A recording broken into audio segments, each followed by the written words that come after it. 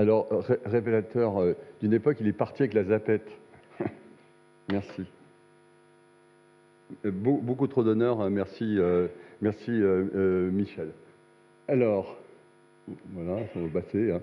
Oui, alors donc il me revient de planter le décor de cette journée qui tourne autour de l'adaptation de nos villes au réchauffement climatique.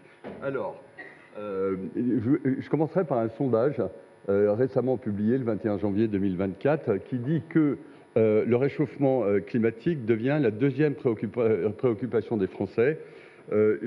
Comment dire, j'ai un peu de mal à lire mon truc, je vais me rapprocher. Comme ça. Voilà. Le réchauffement climatique devient la deuxième préoccupation des Français, derrière le pouvoir d'achat, mais devant l'insécurité et le système de santé. Donc il y a une prise de conscience vraiment qui s'affirme. Ensuite, 89% des Français considèrent que les solutions végétales doivent être priorisées. Et enfin, 59% des Français trouvent qu'on n'en fait pas assez. C'est un peu l'objet de cette journée, c'est de voir comment on peut accélérer tout ça. Alors, il y a une cause qui nous est commune, c'est pas d'eau, pas de végétaux. Donc il faut s'intéresser à cette question-là, évidemment, et on verra que c'est une partie du travail de cet après-midi. Alors, de quoi sont constituées nos villes? Alors, il faut le savoir qu'il y a un rapport de 80-20. 80% c'est du domaine privé, 20% c'est du domaine public.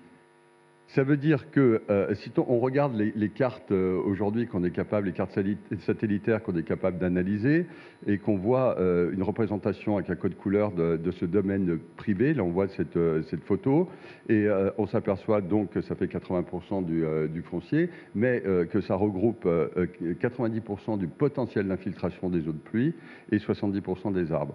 Quand on voit une photo du même domaine public avec les mêmes représentations, etc., on s'aperçoit que la carte est moins colorée, c'est les 20%.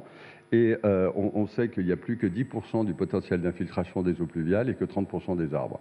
Donc ça montre qu'il faut vraiment inventer des coopérations nouvelles.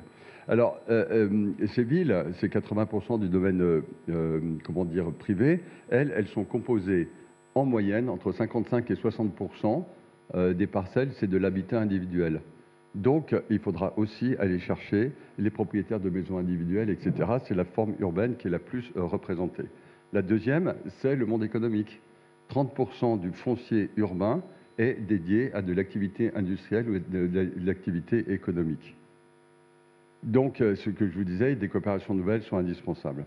Alors, on a des outils nouveaux pour y arriver, comme par exemple les lectures algorithmiques des pixels des photos aériennes avec une précision à 20 cm au sol. On est capable de screener des territoires entiers, de détacher chaque pixel en fonction de sa couleur, de lui donner un attribut et d'en tirer des informations nouvelles. Alors, on voit que sur cette carte, on est capable de sortir chaque parcelle cadastrale avec un code couleur. Hein, quand c'est bleu, ça va être facile à réaménager. Quand c'est vert, bleu, c'est très facile. Vert, c'est facile. Jaune, c'est moyennement facile. Rouge ou noir, c'est impossible. Et quand on regarde ces photos, on voit qu'elles ont plutôt tendance à être bleues, vertes ou jaunes.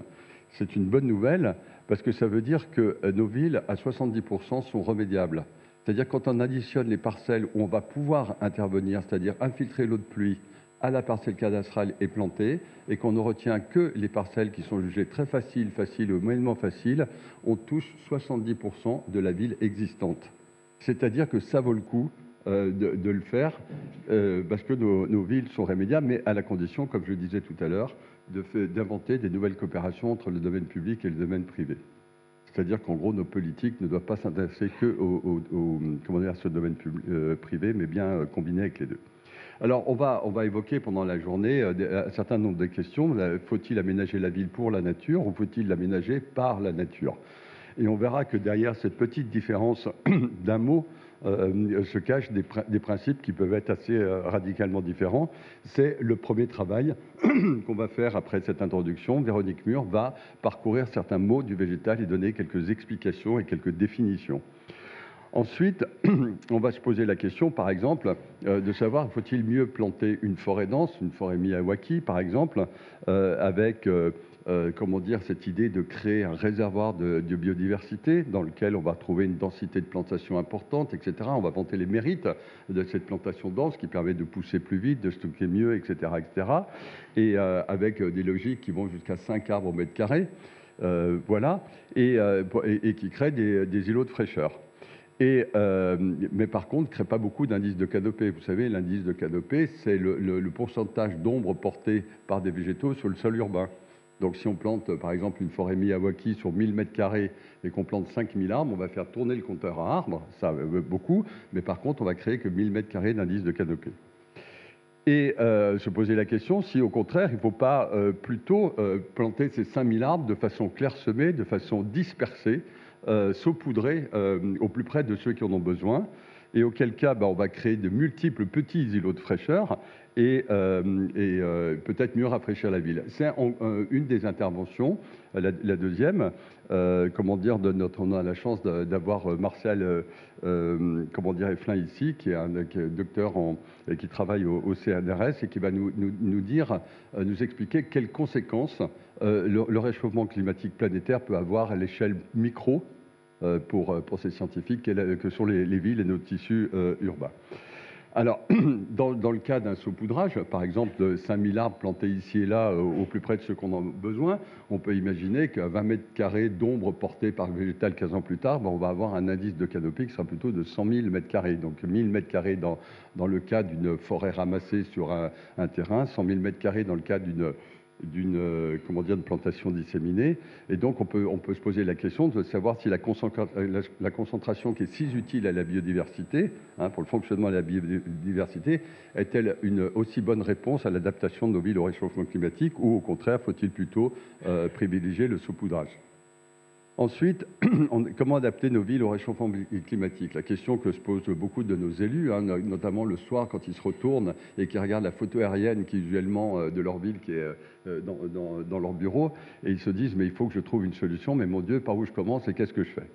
Alors, quelle palette végétale à utiliser pour une biodiversité fonctionnelle? Est-ce que, comme le disait Michel, il faut plutôt partir des plantes sauvages ou plutôt utiliser des collections botaniques qui ont été développées peut-être plus pour les milieux urbains? C'est les pistes que vont évoquer Johanna Villeneuve-Chasset et en anglais figure tout à l'heure. Alors, et puis, de tout ça, va-t-on en tirer des nouvelles stratégies végétales urbaines? Et ça, c'est le travail de Frédéric Ségur. Merci Frédéric d'être avec nous. Alors, après cette matinée dédiée au végétal, son contexte, son rapport à l'urbain, etc., on va traiter la question plutôt de l'eau. Avec deux intervenants, Michael Fédot, je ne sais pas s'il est déjà là, d'Urbasense, quelle stratégie pour gérer les risques liés aux aléas climatiques, et après Samuel Beauvoisin pour les plantes comme éléments structurels du cycle de l'eau. Rejoint aussi ce que disait en introduction Michel Leborgne. Est-ce qu'il faut considérer nos végétaux comme des éléments de décoration, des éléments sociaux, ou est-ce qu'il faut appréhender l'aspect technique, cette nouvelle infrastructure verte qui arrive en ville, et sa contribution au cycle de l'eau. Alors, par où commencer?